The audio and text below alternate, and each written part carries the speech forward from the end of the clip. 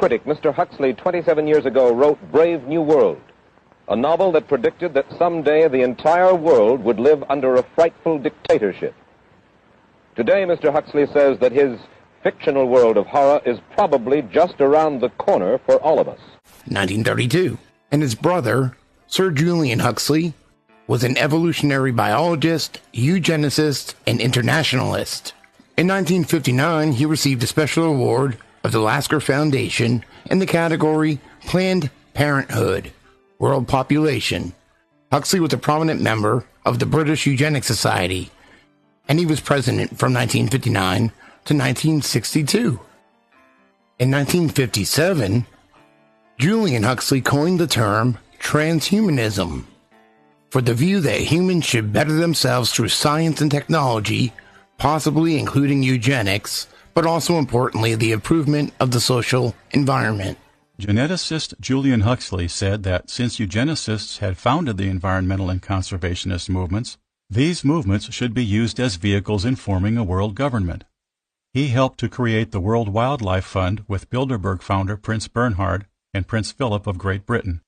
It was Philip who made the remarkable comment to Deutsche Presse-Agentur, quote, "In the event that I am reincarnated, I would like to return as a deadly virus, in order to contribute something to solve overpopulation."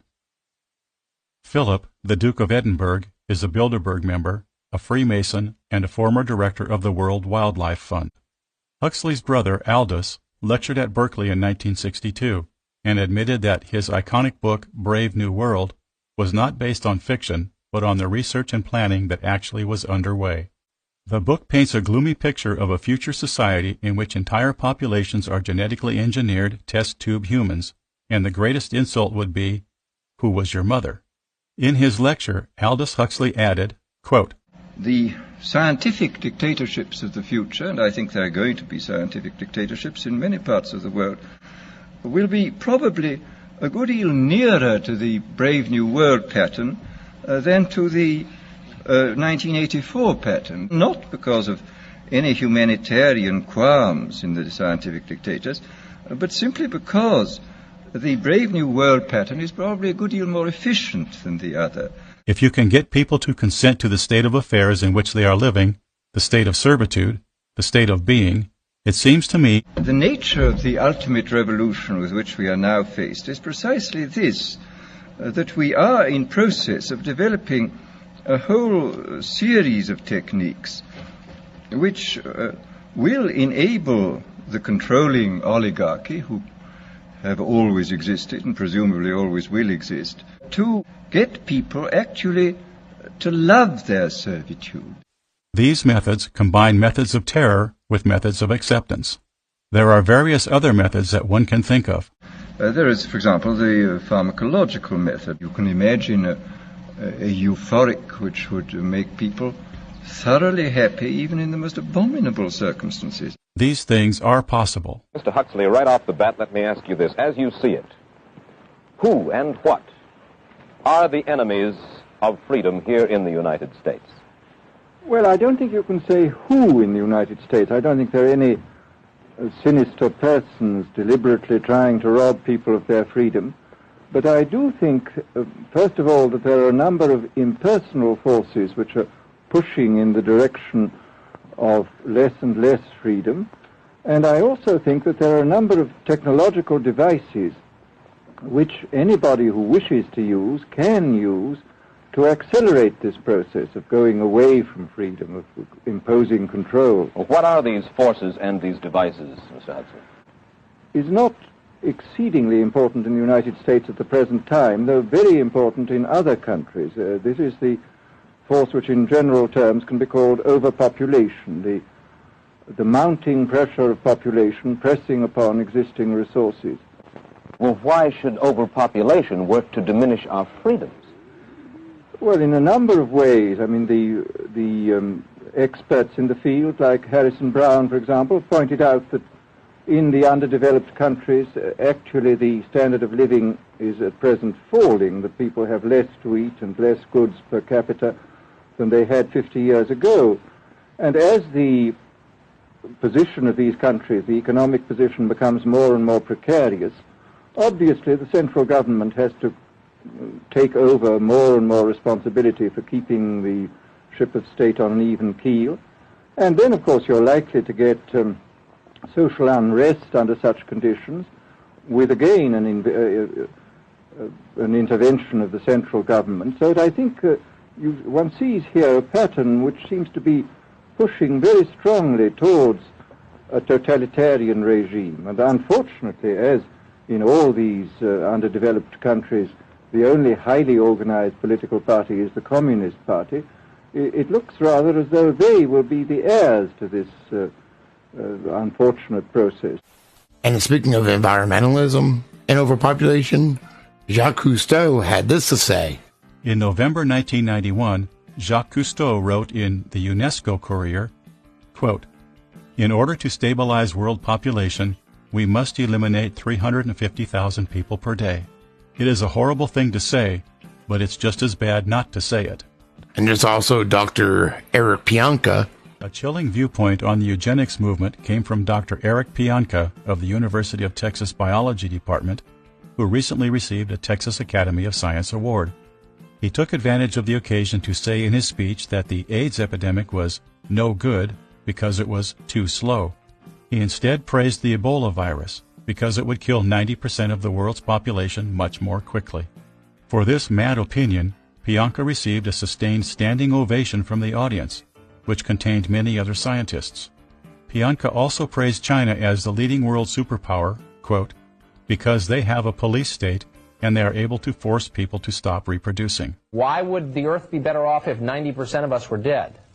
I didn't say 90%, but there are too many of us on this Earth. Well, he did say 90%. Just sit and think about it. How long ago was it we passed 6 billion? We're now almost at 6.5. Another 5 years will be 7. All we can hope for is that the AIDS epidemic kills a lot of Africans. They've all got it. Or even better, that Ebola mutates to be airborne and there's a massive epidemic around the planet, killing 90% of us and knocking us back to a population density that's reasonable. Yeah, he went there. I think this kind of the dictatorship of the future, I think, will be very unlike the dictatorships which we've been familiar with in the immediate past. Now, I think what is going to happen in the future is the dictators will find, as the old saying goes, that you can do everything with bayonets except sit on them. That if you want to preserve your power indefinitely, you have to get the consent of the ruled. And this they will do partly by drugs, as I foresaw in Brave New World, partly by these new techniques of propaganda.